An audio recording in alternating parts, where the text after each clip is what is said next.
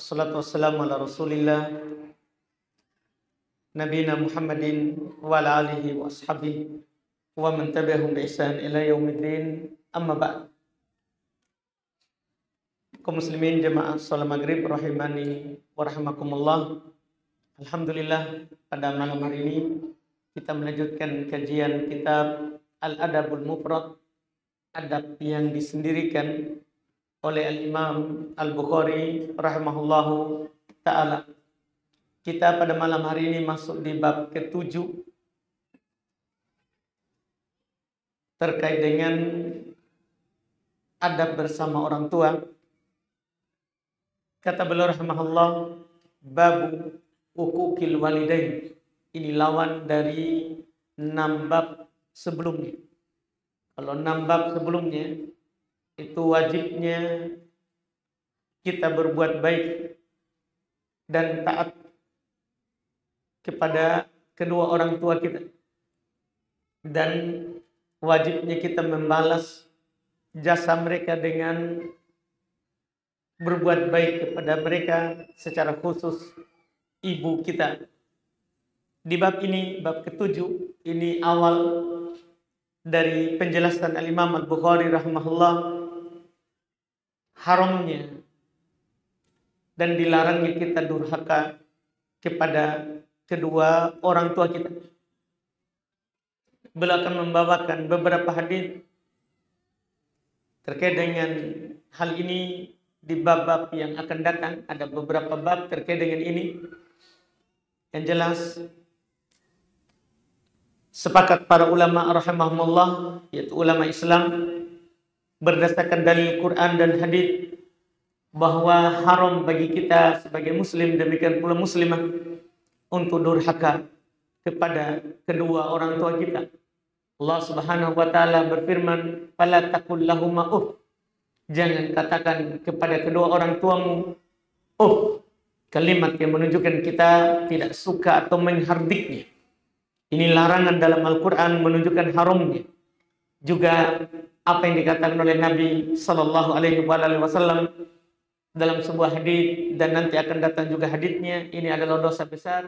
Tapi ada hadis dari Nabi Sallallahu Alaihi Wasallam, beliau berkata, la yadkhulul jannah aqo. Tidak masuk surga orang yang durhaka.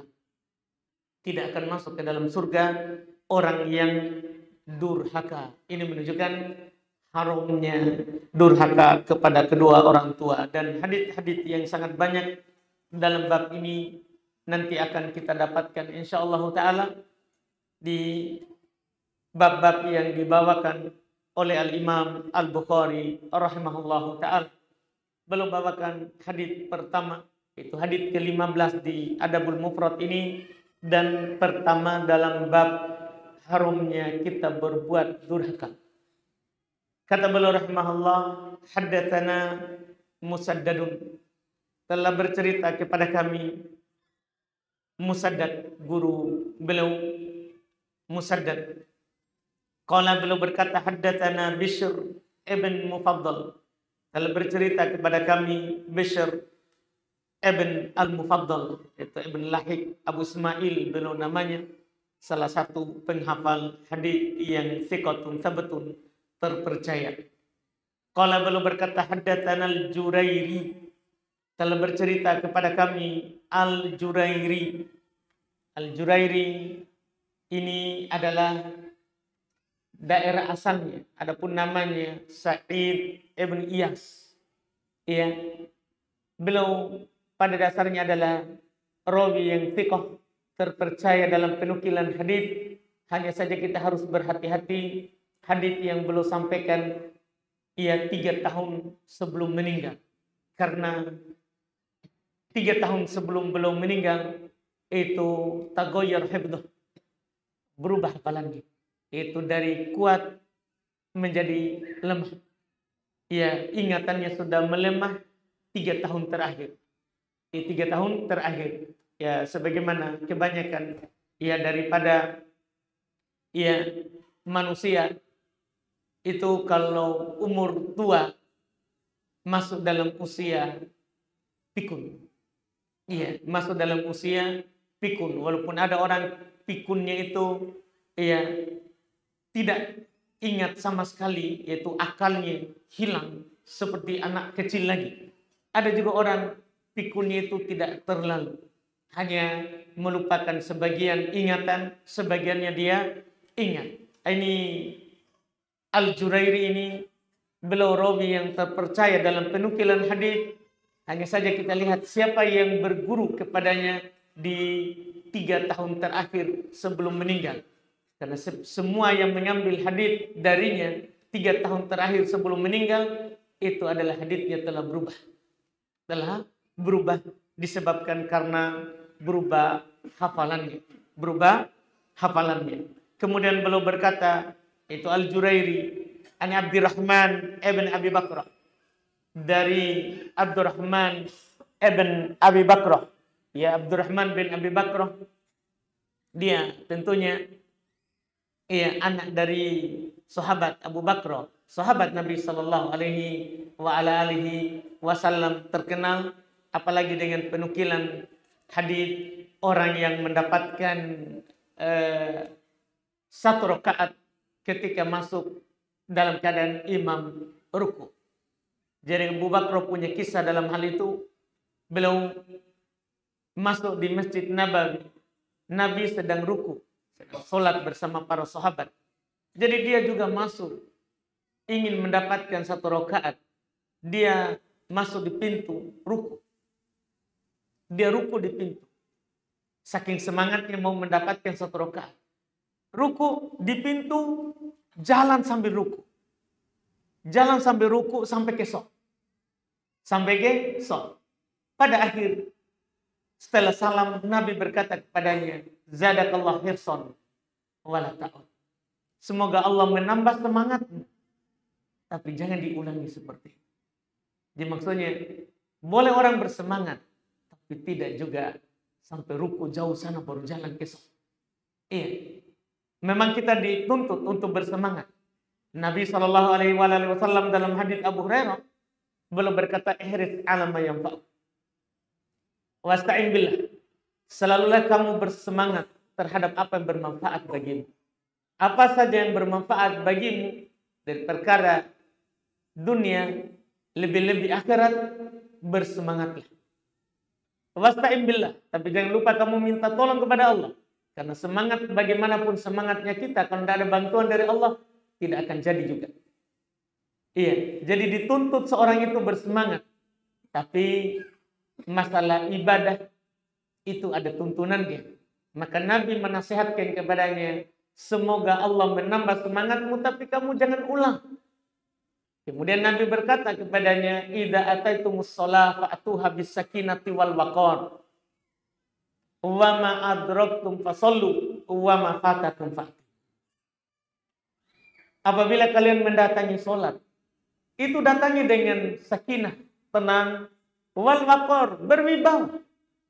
Datang dengan tenang, berwibawa. Jangan datangnya lari. Jangan. Harus tenang, kemudian jalanlah dengan penuh wibawa, seperti biasa. Apa yang kalian dapati, langsung saja ikut. Jadi dapat di stop, ikut. Itu kata Nabi. Dan apa yang luput nanti kan tinggal diganti. Tinggal kita berdiri setelah salamnya imam. Kalau luput. Inilah sahabat satu-satunya hadits yang menukil dapat 1 rakaat ketika mendapatkan ruku. Haditsnya ini ayahnya Abdurrahman. Ibn Abi Bakrah. Dan sebagai faedah, Abdurrahman ini, itu anaknya sahabat Abu Bakrah ini, dia adalah orang yang pertama lahir di negeri Basrah. Dari anaknya sahabat. Kita pahami bersama bahwa di masa Umar, itu arah penaklukan negeri, perluasan negeri kaum muslimin ke arah sana, Palestina, Mesir, Irak, Iran, ke arah sana. Itu di masanya Umar, berlanjut di masanya Utsman. Ketika sudah luas ke sana negeri kaum muslimin, sampai ke negeri Mesir sana dan perluas bahkan jauh lebih daripada itu, maka Ali radhiyallahu taala anhu memutuskan untuk memindahkan khilafah kepemimpinan kaum muslimin tadinya di Madinah menjadi di Basrah, di negeri Irak sana, dan di sanalah banyak sahabat yang pindah berperang memperluas kekuasaan kaum muslimin, termasuk yang berpindah adalah Abu Bakar, dan beliaulah seorang sahabat yang pertama sekali kelahiran putra di sana, yaitu ini putranya Abdurrahman ibn Abi Bakr radhiyallahu taala anhu, seorang yang pertama sekali lahir di negeri Basrah dari anaknya sahabat radhiyallahu taala anhum ajmain. Qala, beliau berkata, an abi, dari bapaknya, itu Abu Bakar. Dia nukil hadits ini dari bapaknya. Qala, beliau berkata, itu bapaknya. Qala Rasulullah sallallahu alaihi wasallam. Rasulullah sallallahu alaihi wasallam bersabda, ala unabbiukum bi akbaril kabair. Ala itu biasanya dipakai oleh Rasulullah untuk mentambih, supaya sebelum didengar kita memberikan perhatian ke sana. Ala itu kalau kita katakan seperti kalau kita lagi lalai, tiba-tiba kita langsung angkat kepala. Itu maksudnya ala. Didatangkan untuk mentambih, menghadirkan semua pikiran kita. Perhatikan apa yang diucapkan setelahnya. Itu maksud. Ala, ketahuilah kata Nabi. Ala unabbi'ukum, maukah kalian?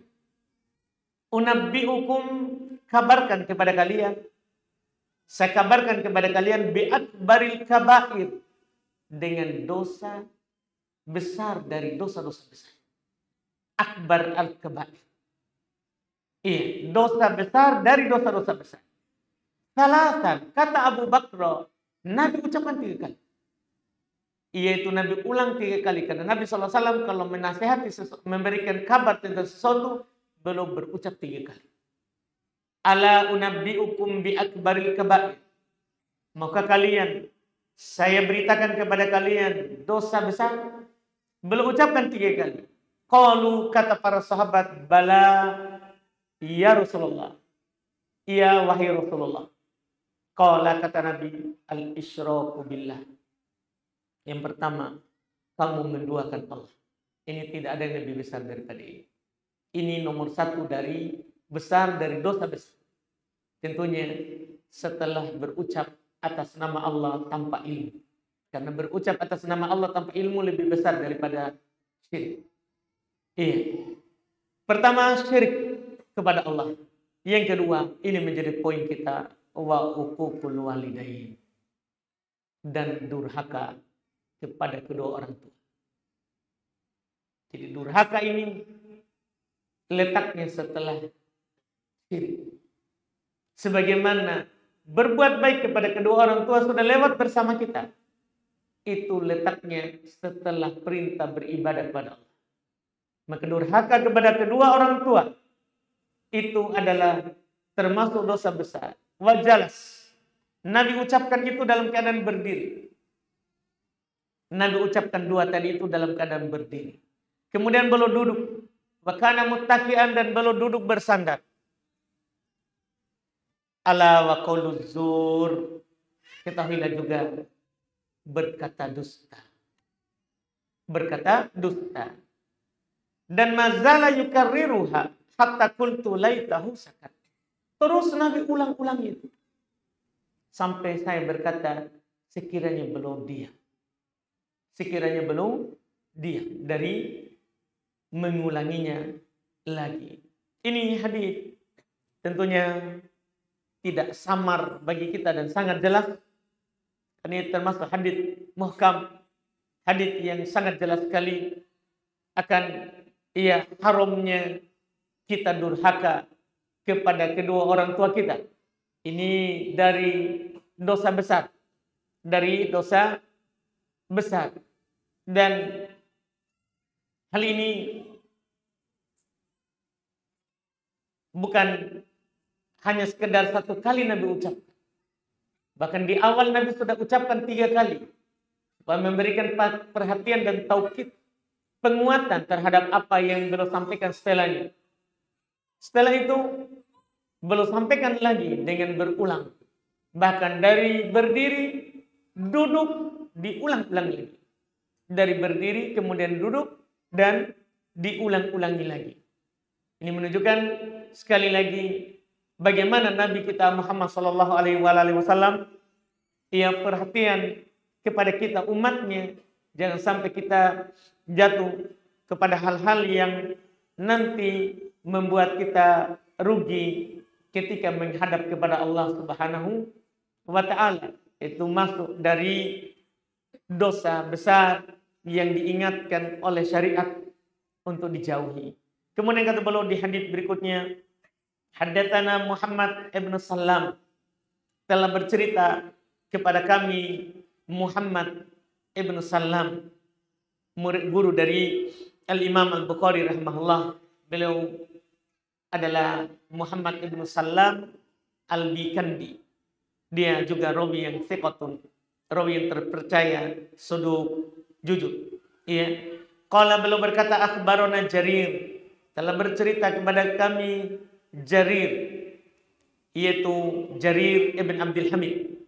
Iya, dia juga thiqatun, rawi yang terpercaya, bahkan dikomentari oleh para ulama yurhal ilaih. Yang kita tentunya dianjurkan untuk melakukan rihlah, belajar kepadanya kalau masih hidup.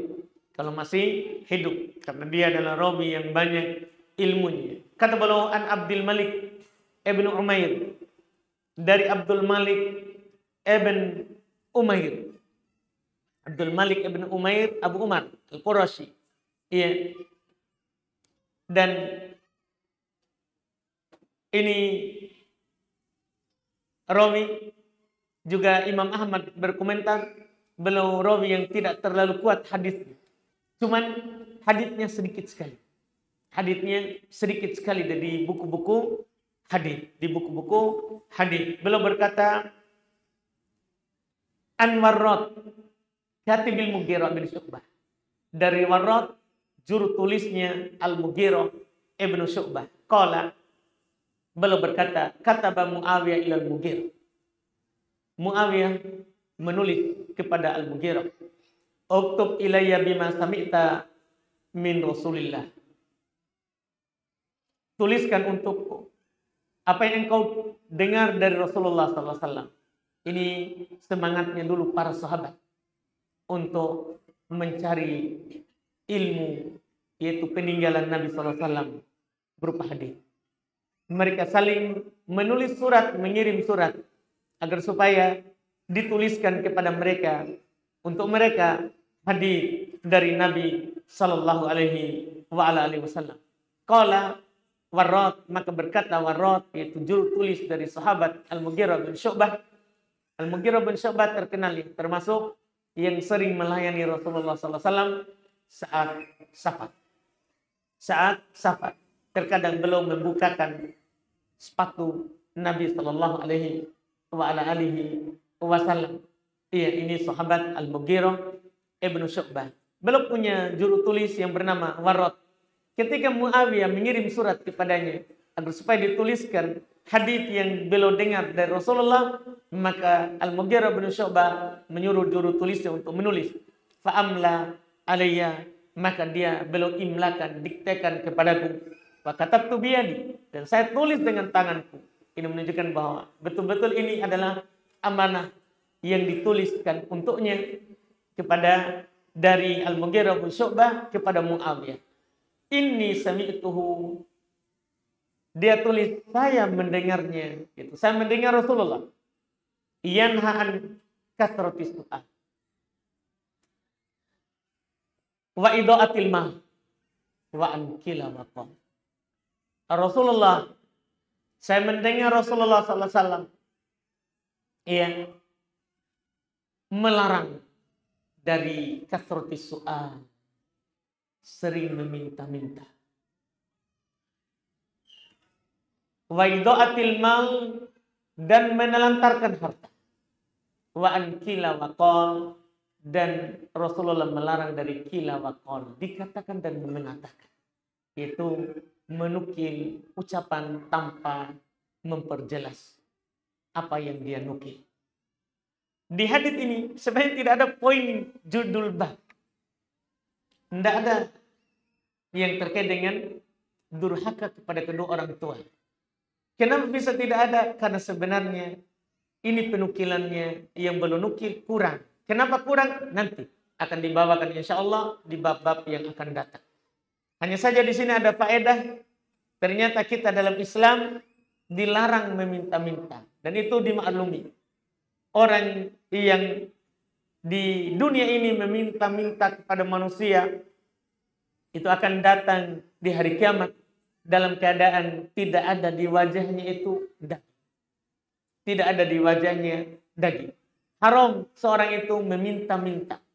Kecuali yang dikecualikan oleh Nabi Shallallahu Alaihi Wasallam, orang yang ditimpa oleh kemiskinan, orang yang ditimpa oleh musibah langit, atau orang yang memiliki tanggungan yang banyak dari kaum muslimin, dia memiliki tanggungan di bawahnya, tanggungan yang banyak di bawahnya, itu dibolehkan baginya untuk meminta-minta. Adapun meminta-minta untuk mencari makan atau memperbanyak simpanan harta, maka ini Rasulullah Sallallahu Alaihi Wasallam haramkan.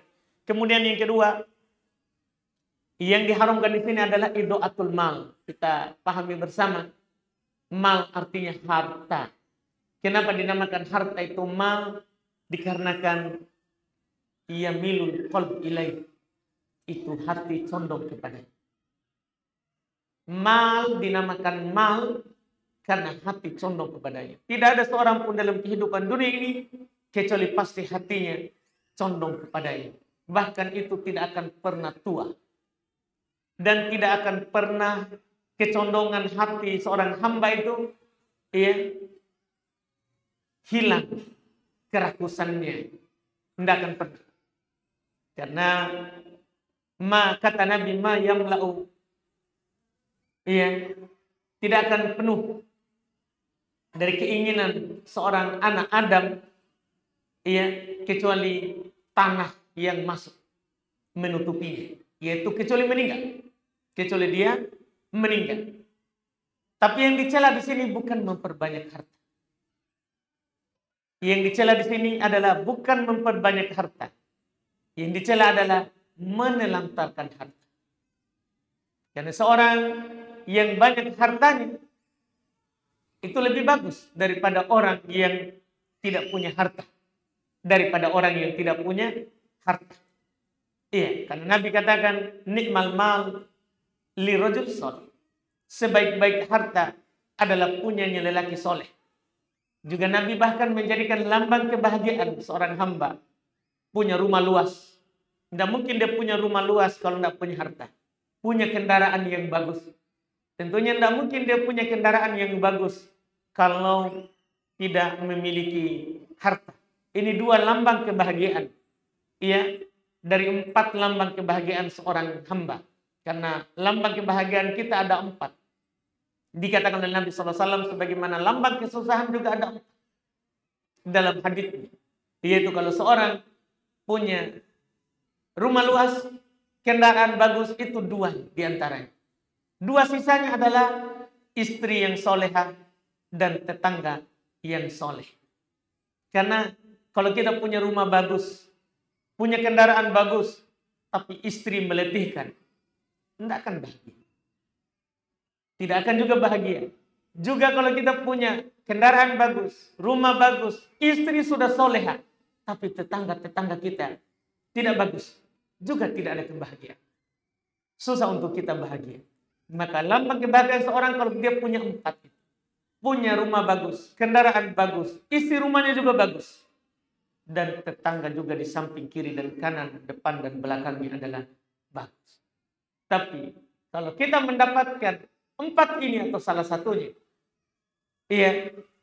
dia menyelisihinya, maka itu adalah lambang kesengsaraan.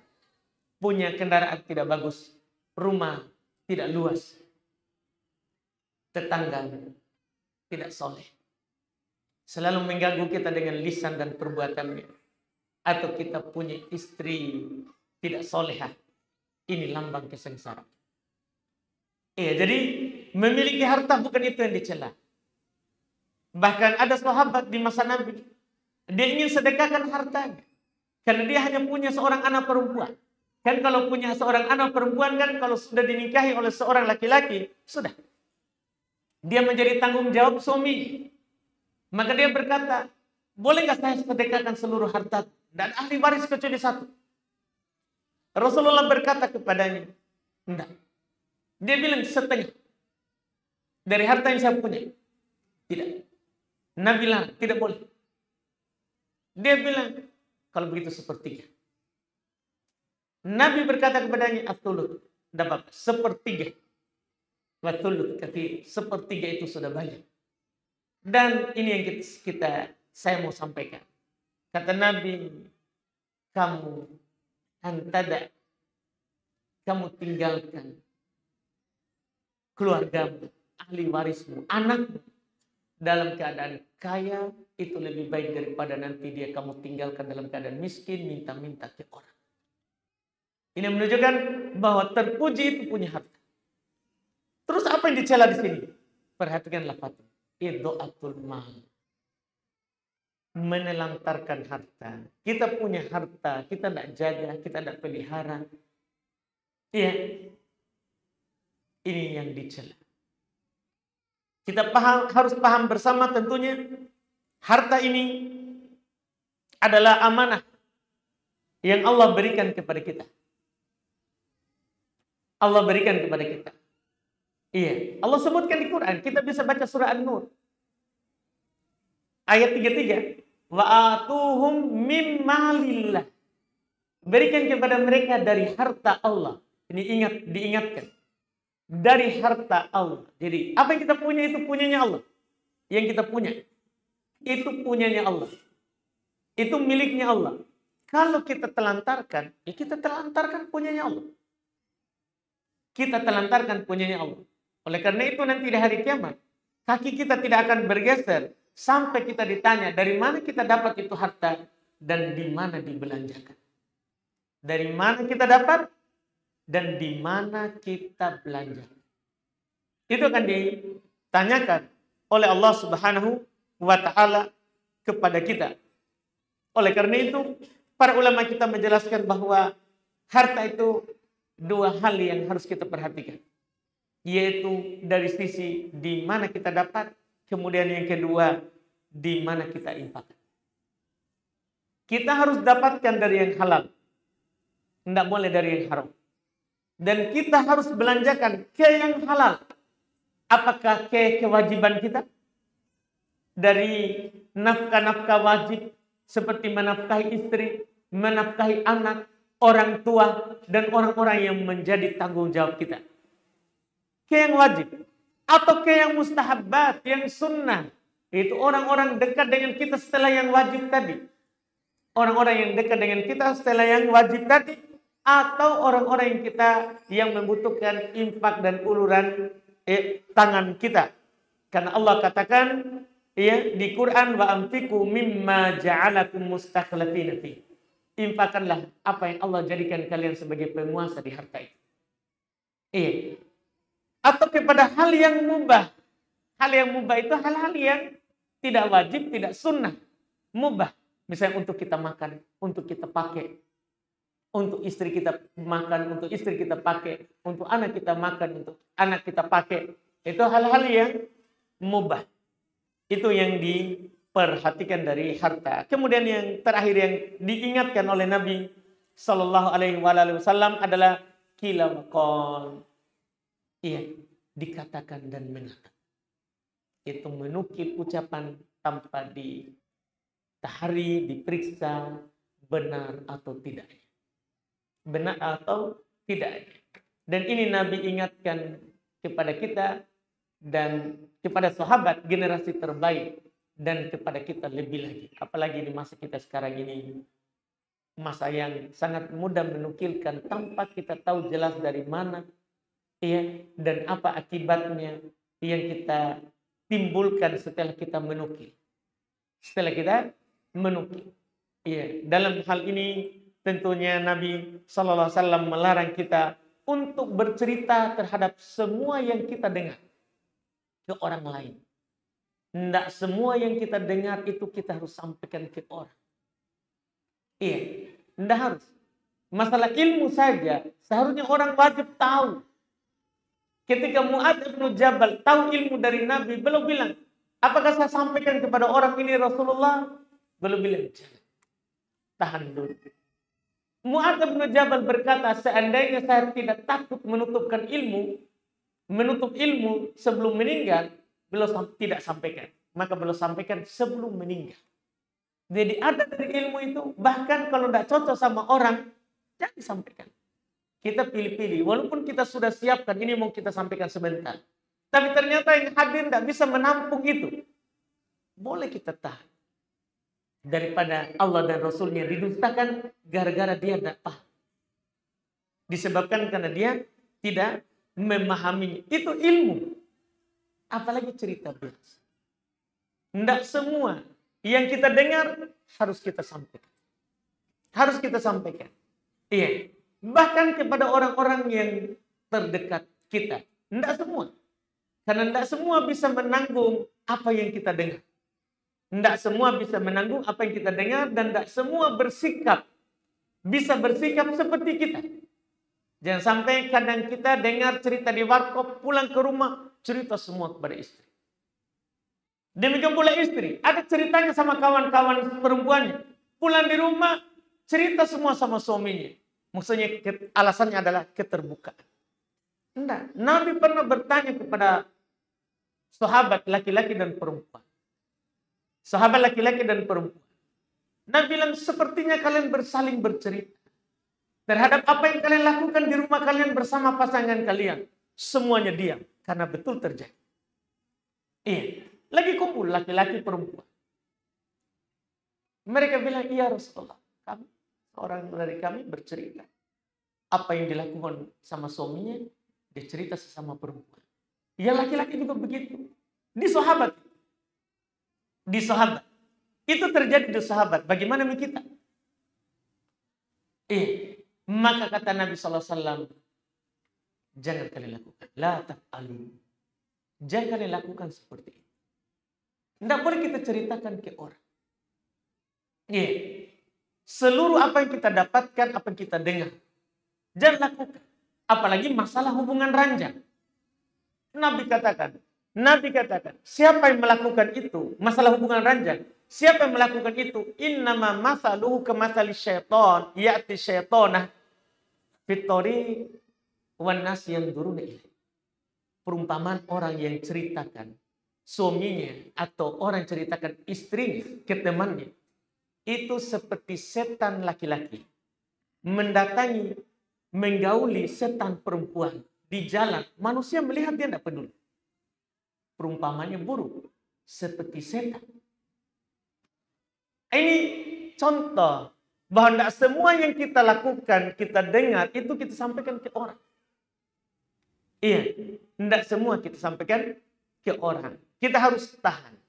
Kita harus menahannya. Apakah orang ini memang butuh dikasih tahu, boleh diceritakan kepadanya apa yang kita dengar atau tidak.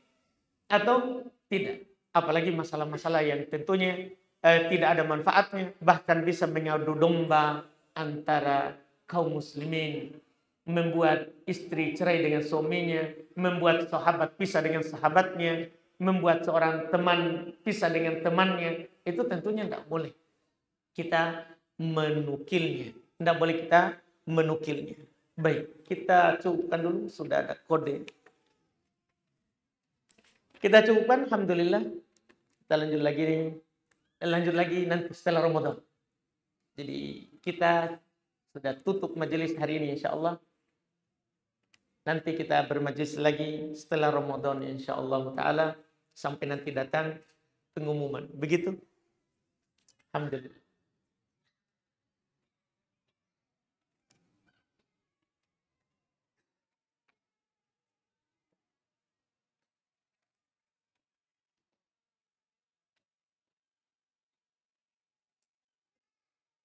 Ustaz, bagaimana apabila ada ikhwan yang mau serius? Berarti ini akhwat ya. Bagaimana apabila ada ikhwan yang mau serius tapi kita masih ragu dan berujung menolak? Saya pernah mendengar apabila ada sesuatu yang baik datang dan ditolak, maka akan muncul keburukan atau susah mendapatkan jodoh ke depannya. Mohon pencerahannya Ustaz. Iya, memang ada hadis dari Nabi SAW. Iya, idza atakum man tardawna dinah faqbalu. Kalau datang kepada kalian orang yang kalian suka agamanya, terima. Wa illa takun fitnah. Kalau tidak, maka akan terjadi fitnah, yaitu cobaan. Kadang gara-gara kita tolak, nanti muncul cobaan. Ada orang melamar, tidak jadi. Itu cobaan di antara. Akhirnya kita nanti berkeyakinan, ini gara-gara saya tolak yang pertama. Akhirnya kita menyandarkan tidak adanya jodoh karena perbuatan kita sebelumnya. Ini namanya penyandaran yang salah. Seperti itu tentunya salah. Orang itu masalah jodoh sudah ditulis sebelum dia lahir ke dunia ini. Siapa jodohnya? Jadi kita tolak itu bagian dari takdir.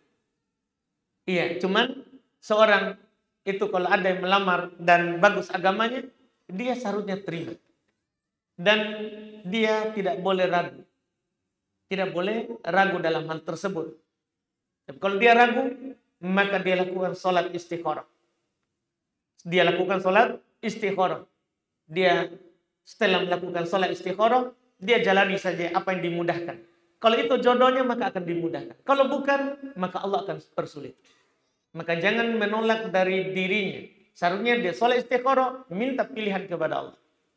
Minta pilihan kepada Allah, dia suruh itu yang mau serius datang, dan memang kalau itu adalah jodohnya, pasti akan dimudahkan. Kalau bukan, pasti akan dipersulit. Ada saja nanti alasan membuatnya tidak jadi. Bahkan walaupun dia tidak menolak, ya ada saja nanti kalau memang itu ia tidak dikehendaki oleh Allah Subhanahu wa taala. Wallahu a'lam.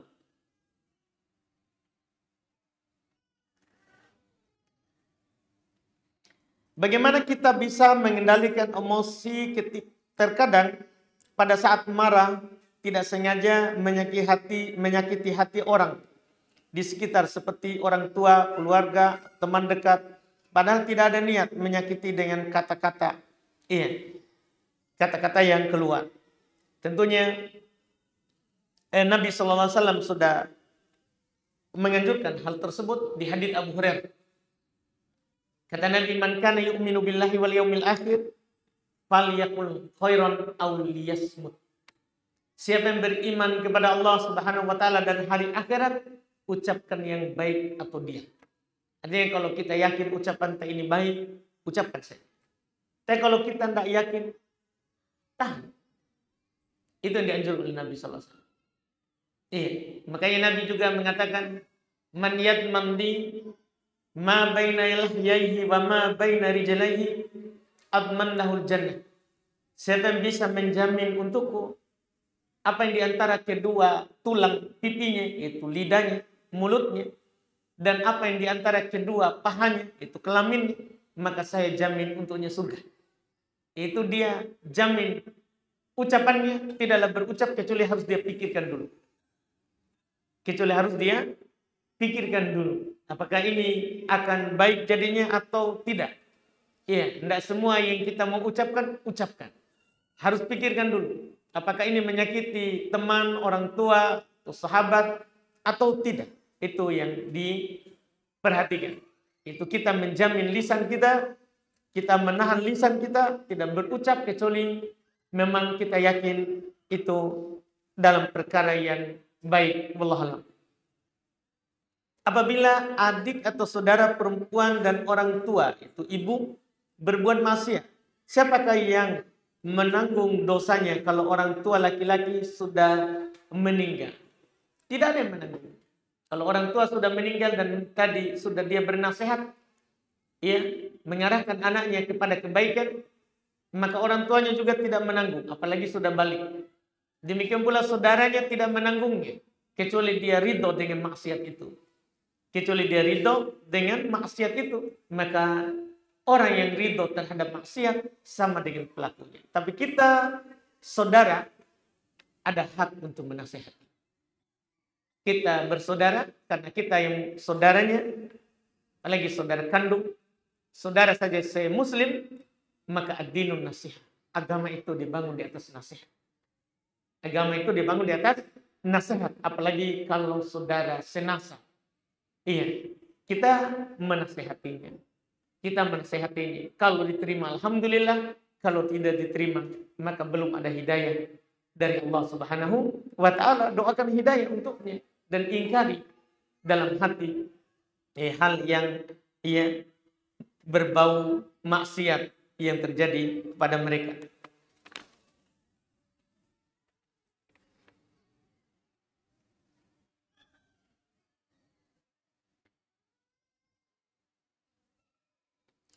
Ini sering sebenarnya pertanyaan ini. Apakah BPJS itu dibolehkan dalam Islam? Karena ada ustadz mengatakan tidak boleh ikut BPJS. Padahal manfaatnya bagi masyarakat sangat besar. Ini sebenarnya masalah BPJS adalah masalah dengan pemerintah. Masalah dengan pemerintah. Ini kan kebijakan pemerintah. Kebijakannya pemerintah. Cuman kadang kita yang mempermasalahkan karena mungkin kita baru kasih masuk uang 1 juta, kok kita bisa operasi 15 juta misalnya. Atau kita bisa biaya dari sakit pengobatan kita 15 juta, padahal baru 1 juta. Pikiran kita kan ini, Ustadz juga yang tidak membolehkan, pasti pikirannya adalah riba. Kan begitu sebenarnya. Cuma ini adalah pertama kebijakan pemerintah, kita jangan biasakan tanyakan di meja taklim. Karena kita sebagai muslim yang taat kepada pemerintah, kalau ada kebijakan pemerintah yang menurut kita salah ini, maka kita mengingkarinya. Pertama, kalau kita mampu, kita ke sana. Bapak Presiden, ini salah. Pegang tangannya. Duduk di hadapannya. Kalau mampu. Kalau tidak mampu, maka ingkari dalam hati. Ini salah. Iya. Dan yang masalah adalah sebenarnya bukan kebijakan pemerintah. Masalah sekarang adalah di pemakaian kita. Kita sendiri persulit dirinya. Apakah pemerintah mewajibkan kita pakai di rumah sakit? Itu saja pertanyaan saya, sebenarnya sederhana saja. Apakah pemerintah mewajibkan kita pakai? Kan kalau anggaplah pemerintah ambil harta kita, padahal kita tidak sakit, tidak masalah. Kan Nabi SAW katakan, isma wa ati, wa in akhadha malak wa daraba dhahrak. Dengar dan taat kepada pemimpinmu. Walaupun dia ambil hartamu, walaupun dia pukul punggungmu. Dengar dan taat, jangan kau berontak. Jangan memberontak. Dengar dan taat, tidak ada masalah. Pemerintah ambil harta kita. Itu untuk maslahat negara. Tidak ada masalah. Taat saja. Tapi masalahnya sekarang adalah bukan di situ. Masalahnya adalah pertanyaan kebanyakan di pemakaian. Sekarang pemerintah mengharuskan kita pakai. Kita ke rumah sakit, kita ditanya. Umum atau kan begitu. Iya. Kita kalau bilang umum, selesai pemerintah layani. Rumah sakit akan melayaninya. Akhirnya, alhamdulillah tidak ada masalah dengan hal tersebut. Tidak ada masalah dengan hal tersebut. Ini kalau jadi kita sendiri ini yang mempersulit diri kita sebenarnya. Nih, padahal walaupun itu kartu ada di dompet kita bilang di rumah sakit umum, tidak ada masalahnya. Tidak ada masalahnya sama sekali. Jadi ini sekali lagi walaupun karena sering sekali naik, terus terang kalau masalah BPJS selalu saya lewat.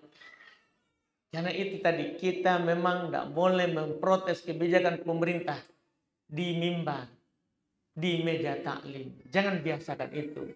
Karena sebentar kalau saya protes di sini, ini berapa orang di sini ini akan keluar besok ke jalan. Iya, kenapa keluar? Baik saudara bilang protes. Begitu nanti. Itu masalah kita. Jadi jangan biasakan tanya kebijakan pemerintah di mimbar. Itu kalau cerita hanya cerita warkop. Iya, jangan biasakan kita tanya. Apalagi kita pergi kasih judul khutbah memprotes BPJS. Iya. Tidak boleh begitu. Pemerintah ada adabnya. Kita ada adabnya bersama pemerintah. Apakah bila sholat mata menghadap ke depan atau ke tempat sujud? Ada hadits Aisyah. Satu-satunya hadits itu hadits Aisyah. Nabi SAW masuk Ka'bah, maka beliau tidak pernah memalingkan pandangannya ke tempat sujud. Dari hadits ini, kita kalau sholat menghadap ke tempat sujud. Tapi hadits ini dhaif. Yang sahih adalah hadits Bukhari Muslim. Nabi kalau sholat menghadap ke tembok. Bahkan Nabi sholat menghadap ke gordennya Aisyah. Ini sahih. Ini yang sahih. Jadi asalnya sholat itu menghadap ke depan. Ke kiblat. Menghadap ke depan. Ke kiblat. Itu asalnya sholat. Kecuali di depan ada yang membuat kita tidak khusyuk, boleh ke arah kiblat. Itu pendapat orang Syafi'i. Itu pendapat orang Syafi'i. Kalau kita hadap depan, kita tidak khusyuk. Di depan kita ada baju bertuliskan. Kita sholat hadap depan, itu terus yang kita baca ulang-ulang. Iya, ulang-ulang. Kita hadap depan, sudah punya istri, tidak boleh digoda. Itu yang ditulis di belakang. Itu terus yang kita baca sampai ruku. Hadap ke bawah. Hadap ke bawah. Kan itu akan mengganggu kekhusyuan kita. Tapi asalnya hadap ke depan. Terakhir ini saudara. Satu lagi saudara. Satu saja. Ini kertas yang sama. Mohon maaf ini saudara. Apakah sah sholat jamak saya apabila saya sholat sendiri di belakang sop pertama? Sholat jamaah mungkin ya. Sop pertama. Karena sop pertama sudah penuh. Baik. Ini mungkin kita baca hadis. La sholat li munfaridin khalfas shaf. Tidak ada sholat bagi orang sholat sendiri, berdiri sendiri di belakang shaf. Itu hadisnya. Maksudnya adalah kalau shaf depan masih kosong. Kalau shaf depan masih kosong, kita sholat sendiri di belakang, tidak ada sholat bagi kita. Tapi kalau di depan sudah penuh, maka tidak masalah. Karena fattakullah mastata'tum. Bertakwa kepada Allah semampunya. Alhamdulillah kita cukupkan pas. Jazakumullah khairan. Mohon maaf atas banyak kesalahan di kajian selama ini. Semoga Allah Subhanahu wa taala nanti mempertemukan lagi kita di lain waktu. Subhanallah. Hamdik, asyhadu an la ilaha illa anta astaghfiruka wa atubu ilaik. Assalamualaikum warahmatullahi wabarakatuh.